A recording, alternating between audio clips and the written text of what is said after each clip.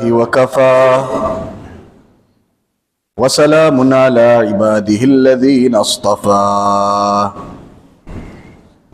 أما بعد فأعوذ بالله من الشيطان الرجيم بسم الله الرحمن الرحيم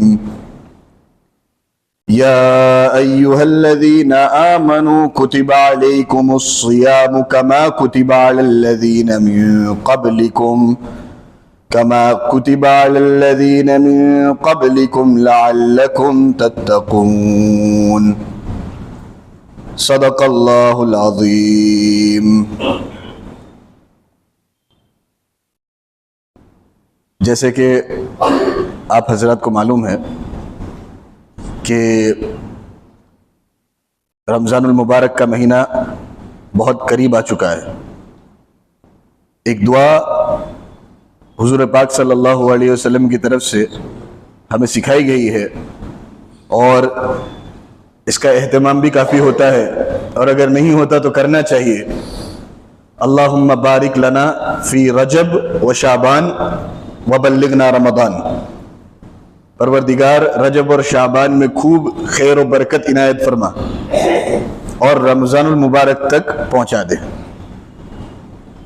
یقیناً ہم اس لائق نہیں کہ ہمیں ایک دوسرا رمضان ملے، لیکن اللہ تبارک و تعالیٰ کے فضل سے نا امید بھی نہیں ہونا چاہیے، اور اس بات کی امید رکھنی چاہیے، ایسی نیتیں کرنی چاہیے کہ اس رمضان المبارک کے ذریعے میں اپنی زندگی کو بدل دوں گا، اللہ تبارک و تعالیٰ کا قرب حاصل کروں گا۔ چاہے مومن کتنا ہی گنہگار ہو، کتنا ہی گیا گزرا ہو، لیکن مومن مومن ہوتا ہے، اللہ پر ایمان لانے والا ہوتا ہے۔ اس کی بڑی قیمت ہے، ایک ویلیو ہے۔ بزرگوں کی طرف سے ایک دعا سکھائی جاتی ہے، اللہم لا تحرمنا خیر ما عندک لشر ما عندنا۔ یہ دعا یاد کر لیں، اللہم لا تحرمنا خیر ما عندک لشر ما عندنا۔ پروردگار ہمارے اندر جو برائی ہے اس کی وجہ سے تیرے پاس جو بھلائی ہے اس سے ہمیں تو محروم نہ فرما، ہماری برائیوں کی وجہ سے تو ہمیں محروم نہ فرما اس بھلائی سے جو تیرے پاس ہے۔ اللہم لا تحرمنا خیر ما عندک لشر ما عندنا۔ اور واقعتاً یہ بھی قرآن کریم میں اعلان کر دیا گیا ہے، وَلَوْ يُؤَاخِذُ اللَّهُ النَّاسَ بِمَا كَسَبُوا مَا تَرَكَ عَلَى ظَهْرِهَا مِن دَابَّةٍ۔ اگر اللہ تبارک و تعالی ہمیں پکڑنے پر آ جائے، ہمارے گناہوں کی وجہ سے اگر ہماری پکڑ کرنے لگے، تو واقعتاً روئے زمین پر کوئی انسان اور روئے زمین پر کوئی بشر نہیں بچے گا، یہ بات طے شدہ ہے۔ تو اللہ تبارک و تعالیٰ نے یہ مہینہ ہمیں عطا فرمایا، ایک دو دن میں انشاءاللہ رمضان المبارک کی مبارک گھڑیاں شروع ہو جائیں گی۔ اللہ تعالیٰ نے قرآن کریم میں سیکنڈ جز کے اندر، دوسرے پارے کے اندر یہ بات بیان کی ہے کہ ہم نے اس مہینے کے اندر روزوں کو فرض کیوں کیا۔ یا ایھا الذین آمنوا کتب علیکم الصیام کما کتب علی الذین من قبلکم لعلکم تتقون ایاما معدودات۔ سبحان اللہ، اللہ تبارک و تعالیٰ کیسے رغبت دلا رہے ہیں، اللہ اکبر۔ یا ایھا الذین آمنوا کتب علیکم الصیام کما کتب علی الذین من قبلکم۔ اے ایمان والو، اے وہ لوگ جو ایمان لے آئے ہو، جن کے دلوں میں ایمان ہے، جو اللہ کو مانتے ہیں، کتب علیکم الصیام کما کتب علی الذین من قبلکم، یہ روزے جو تم پر فرض کیے جا رہے ہیں کوئی نئی بات نہیں ہے، کوئی نئی بات نہیں ہے۔ ایسا نہیں ہے کہ تم پر ہی فرض کیے گئے، کسی اور پر نہیں، تم سے پہلے لوگوں نے بھی روزے رکھے ہیں، ان پر بھی فرض کیے گئے ہیں۔ دیکھو ترغیب دلانے کا انداز، کوئی نئی بات نہیں ہے۔ لعلکم تتقون ایاما معدودات، ایاما معدودات، یہ چند دن ہیں، گنتی کے چند دن۔ اور ہم بارہا سنتے بھی ہیں لوگوں کی زبان سے، کب مہینہ آیا کب ختم ہو گیا کچھ پتہ ہی نہ چلا، ابھی تو رمضان رمضان پکار رہے تھے لیکن کب رمضان گزر گیا پتہ ہی نہ چلا۔ تو ایام معدودات، یہ چند دن ہیں۔ اب اللہ تبارک و تعالیٰ نے یہ بیان کیا کہ روزوں کو فرض کیا گیا ہے، روزے فرض ہیں، لیکن اس کے پیچھے مقصد کیا ہے؟ کیا اللہ تبارک و تعالیٰ علیہ باللہ ہمیں بھوکا پیاسا رکھنا چاہتے ہیں؟ کیا وہ یہ چاہتے ہیں کہ اس کے بندے سفر کریں، ایک طرح کی مشقت برداشت کریں؟ کیا وہ یہ چاہتا ہے؟ نہیں، ہرگز نہیں۔ پروردگار کو اس سے کچھ خوشی نہیں ہوتی۔ ما يفعل اللہ بعذابکم ان شکرتم وآمنتم وکان اللہ شاکرا علیما۔ اللہ تبارک و تعالیٰ نے قرآن کریم میں بیان کر دیا ہے کہ اسے تمہیں عذاب دے کر کیا ملے گا؟ کیا ملے گا؟ ما يفعل اللہ بعذابکم، محض یہی تو تقاضا ہے اللہ تبارک و تعالیٰ کی طرف سے کہ تم شکر گزار بن جاؤ، ایمان لے آؤ۔ اسے کیا ملے گا تمہیں عذاب دے کر، جہنم میں ڈال کے، دنیا میں تکلیف اور مصائب سے دوچار کر کے؟ اسے کچھ نہیں ملنے والا۔ تو ایک بات تو ذہن سے نکال دینی کہ اللہ تبارک و تعالیٰ کو ہمارا یہ سفر کرنا، سفر یعنی مشقت برداشت کرنا، یہ پسند ہے نہیں۔ ما یفعل اللہ بعذابکم ان شکرتم وآمنتم۔ تو پھر مقصد کیا؟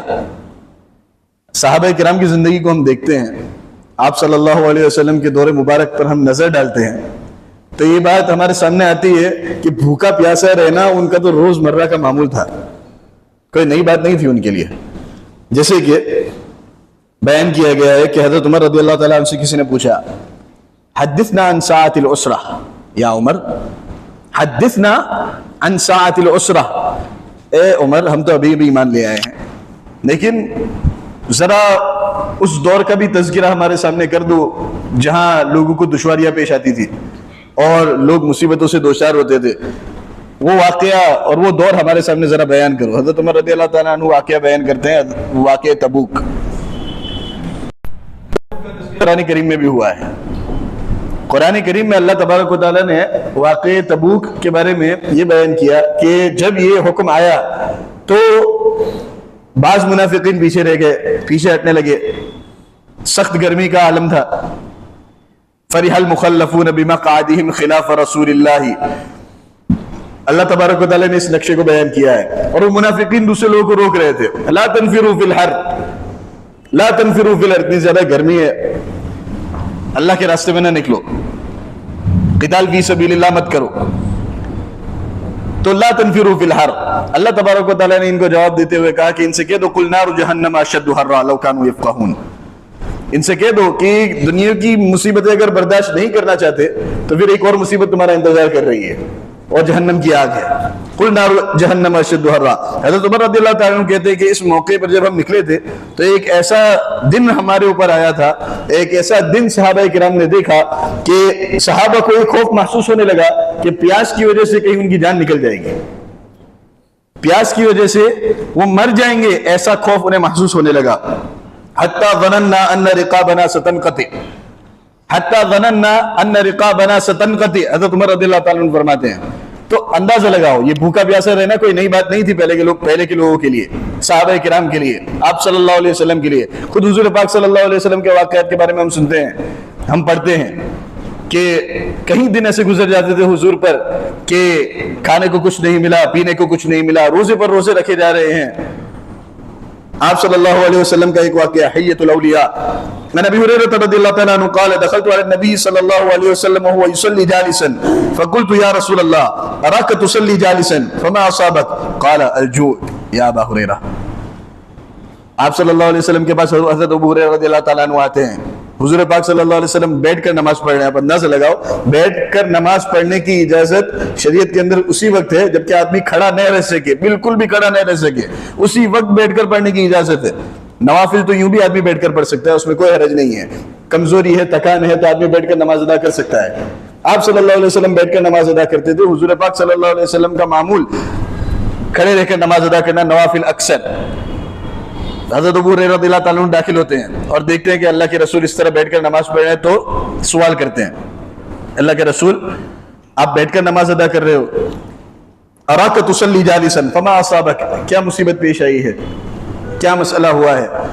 دیکھو صحابہ کرام کو بھی حضور کے بھوک کا علم نہیں ہے، اس سے پتہ چلتا ہے کہ حضور پاک صلی اللہ علیہ وسلم اپنی حالت کتنی مخفی رکھا کرتے تھے، کتنا چھپایا کرتے تھے۔ اس پر حضور پاک صلی اللہ علیہ وسلم نے جواب دیا اپنے پیٹ کی طرف اشارہ کرتے ہوئے، الجوع یا ابا ہریرہ، یہ بھوک کی وجہ سے میں اس طرح نماز ادا کر رہا ہوں، الجوع مجھے بھوک لگی ہے، اس وجہ سے کمزوری کی وجہ سے میں اس طرح بیٹھ کر نماز ادا کر رہا ہوں۔ فقال لا تبكي يا ابا هريره فان شده الحساب يوم القيامه لا تصيب الجائع اذا احتسب في دار الدنيا۔ اے ابو ہریرہ، اس پر حضرت ابو ہریرہ رضی اللہ تعالیٰ عنہ کہتے ہیں کہ مجھے رونا آ گیا، میرے آنکھوں سے آنسو جاری ہو گئے جب میں نے حضور کا یہ جواب سنا۔ اللہ کے رسول نے حضرت ابو ہریرہ رضی اللہ تعالیٰ عنہ کو کہا کہ اے ابو ہریرہ رونا نہیں ہے، مت رو، اس لیے کہ جو شخص دنیاوی زندگی کی بھوک کو برداشت کر سکتا ہے، جس کا مفہوم اور خلاصہ یہ ہے، تو آخرت کی بھوک سے وہ محفوظ ہو جائے گا اور اس کو آخرت کی بھوک نہیں ستائے گی۔ اس لیے بھوکا پیاسا رہنا کوئی نئی بات نہیں تھی صحابہ کرام کے لیے، حضور پاک صلی اللہ علیہ وسلم کے لیے۔ ہمیں ایک مہینہ مل رہا ہے جس میں ہم ان کی زندگی کو ایمیولیٹ کر سکتے ہیں، ہم ان کی زندگی کو ایکسپیرینس کر سکتے ہیں۔ ایک معمولی سا مہینہ جس میں ہمیں ہر طرح کی نعمت حاصل ہوتی ہے، بلکہ بعض حضرات تو اس مہینے کے اندر ویٹ لاس کے بجائے ویٹ گین کر لیتے ہیں۔ اس لیے ہمیں اس مہینے کو صحیح طریقے سے وصول کرنا چاہیے، اللہ تبارک و تعالیٰ کی رضامندی کو حاصل کرنا چاہیے۔ تو مقصد کیا ہے؟ اللہ تبارک و تعالیٰ فرماتے ہیں یہ مہینہ ہم نے تمہیں اس لیے دیا ہے تاکہ تمہارے اندر تقویٰ پیدا ہو جائے، بعض حلال چیزوں کو حرام کر کے حرام چیزوں سے بچنا تمہارے لیے آسان ہو جائے، جیسے کہ کھانا پینا، بیوی سے قرب حاصل کرنا، یہ حلال چیزیں ہیں، اور اگر صحیح نیت اور ارادے سے کیا جائے تو اس پر ثواب بھی ملتا ہے۔ لیکن اسی مہینے کے اندر، وہ بھی اس مہینے کے ایک پیریڈ کے اندر، پورا مہینہ بھی نہیں، دن کا وقت، اس میں ان چیزوں کو حرام کر کے اللہ تبارک و تعالیٰ تمہاری پریکٹس کروانا چاہ رہے ہیں، ہماری پریکٹس کروانا چاہ رہے ہیں، مشق کروانا چاہ رہے ہیں، تاکہ حرام چیزوں سے بچنا اس مہینے کے علاوہ میں ہمارے لیے آسان ہو جائے۔ یہ ہے مقصد، لعلکم تتقون۔ تو ڈسپلن کرنا ہے اپنے آپ کو اس نیت کے ساتھ اللہ تبارک و تعالیٰ کے قریب ہونا ہے۔ یہ مغفرت کا مہینہ ہے، اور جیسے کہ ابھی بتایا گیا، ہر مومن کے دل میں یہ آرزو ہوتی ہے کہ اللہ تبارک و تعالیٰ سے سب سے زیادہ قریب ہو جائے۔ ہر مومن کے دل میں یہ آرزو ہوتی ہے، چاہے وہ کتنا ہی گنہگار ہو، لیکن قریب ہونے کے لیے توبہ شرط ہے، اور اللہ تبارک و تعالیٰ کے قریب ہونے کے لیے توبہ شرط ہے۔ توبہ کی بھی شرائط ہے، کہا جاتا ہے کہ حضرت آدم علیہ السلام کی توبہ کو جب اللہ تبارک و تعالیٰ نے قبول کیا تو اس کی 5 وجوہات تھیں، 5 وجہ تھیں جس کی وجہ سے اللہ تبارک و تعالیٰ نے حضرت آدم علیہ السلام کی توبہ کو قبول کیا۔ اقر علی نفسہ، سب سے پہلی بات تو یہ کہ انہوں نے اقرار کیا کہ مجھ سے ایک لغزش ہوئی ہے، مجھ سے ایک لغزش ہوئی ہے، اس بات کا اقرار کیا انہوں نے۔ دیکھو، اگر میڈیکل ڈاکٹر سے پوچھا جائے، اور خصوصاً جو کینسر کے ڈاکٹرز ہوتے ہیں، ان سے پوچھا جائے کہ سب سے زیادہ دشواری کس پیشنٹ کے اندر ان کو محسوس ہوتی ہے، تو ان کی طرف سے جواب آئے گا کہ سب سے زیادہ دشواری ہمیں اس پیشنٹ میں ہوتی ہے جو اس بات کا اقرار نہیں کرتا کہ مجھے کینسر ہے، مجھے کینسر ہے۔ وہ انکار کرتا ہے، ڈینائل میں رہتا ہے، نہیں مجھے کینسر نہیں ہے، کینسر نہیں ہے تو اس کا علاج بھی نہیں ہو پاتا۔ سب سے پہلا قدم یہ ہے کہ اپنے آپ کے خلاف آدمی اقرار کرے کہ ہاں میرے اندر کمیاں ہیں، گناہ ہیں، مجھے توبہ کی ضرورت ہے، مجھے اللہ تبارک و تعالیٰ کو منانے کی ضرورت ہے۔ اقر علی نفسہ۔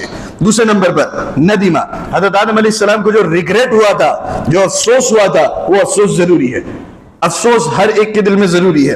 جیسے کہ اگر کسی کی حق تلفی، علیہ باللہ، اللہ تعالیٰ ہماری حفاظت فرمائے، بیوی کی یا بچے کو کبھی ڈانٹ دیا، بول دیا، یا بیوی کو ڈانٹ دیا، تو ایک طرح کا ریگریٹ ہوتا ہے نا، ایک آدمی کا نیچر ہے کہ اسے منانے کی فکر میں لگتا ہے وہ، تو اس نیچر کے اندر جو وہ موقع ہوتا ہے، جو وہ کیفیت ہوتی ہے ریگریٹ والی، وہ کیفیت ہر ایک کے دل میں ہونی چاہیے اللہ تبارک و تعالیٰ کو لے کر، کہ مجھ سے غلطیاں ہوئی ہیں، مجھ سے حق تلفیاں ہوئی ہیں۔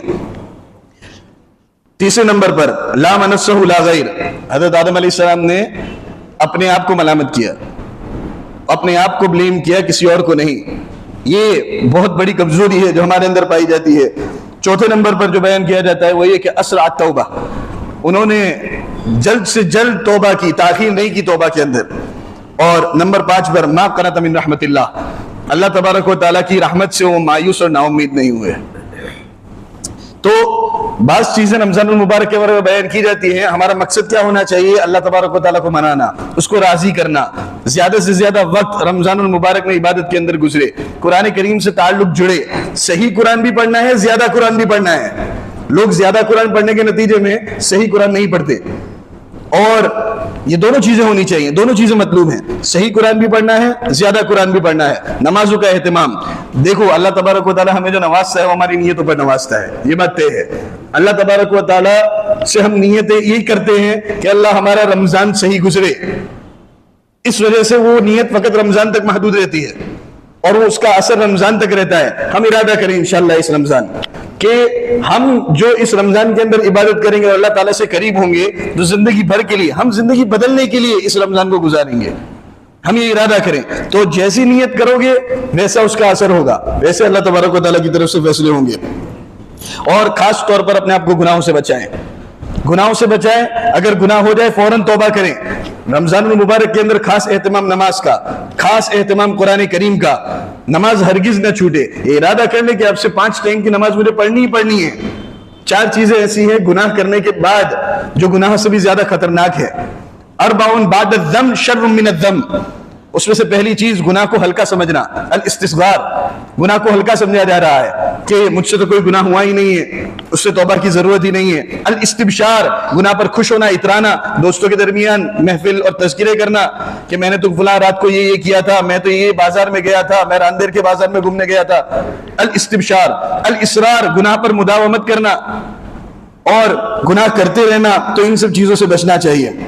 اور الاغترار, اس بات کے دھوکے میں رہنا کہ مجھ پر پکڑ نہیں ہونے والی. دیکھو ایک آخری بات کہہ کر بات کو ختم کرتے ہیں, 1:25 ہو چکی ہے, کہ آدمی دھوکے کے اندر مبتلا رہے کہ میں کولڈ ڈرنک پی رہا ہوں اور ڈائبٹیز کی وجہ سے میرے ڈائبٹیز میں فرق نہیں آیا, اور میں میٹھے پہ میٹھا کھاتا جا رہا ہوں لیکن میری بیماری کے اندر اضافہ نہیں ہوا, تو یہ دھوکہ ہے. اس لیے کہ اس کا اثر فوراً نہیں ہونے والا. اسی طرح اگر کوئی گناہ کرے گا اور یوں سمجھے گا کہ فجر کو چھوڑنے کی وجہ سے بے برکتی نہیں ہونے والی, ابھی تو برکت ہو رہی ہے, میری نیند پوری ہو رہی ہے, درمیان میں مجھے اٹھنا نہیں پڑ رہا ہے, اور میں بد نظری کر رہا ہوں, میری بینائی تو صحیح سلامت ہے, اللہ تبارک و تعالیٰ نے بینائی پر تو اثر نہیں کیا, تو یہ اس کا دھوکہ ہے. اللہ تبارک و تعالیٰ سے خاص طور پر ان 4 چیزوں سے پناہ مانگنی چاہیے, اور اللہ تبارک و تعالیٰ سے یہی دعا کرنی چاہیے کہ رمضان کا مہینہ زیادہ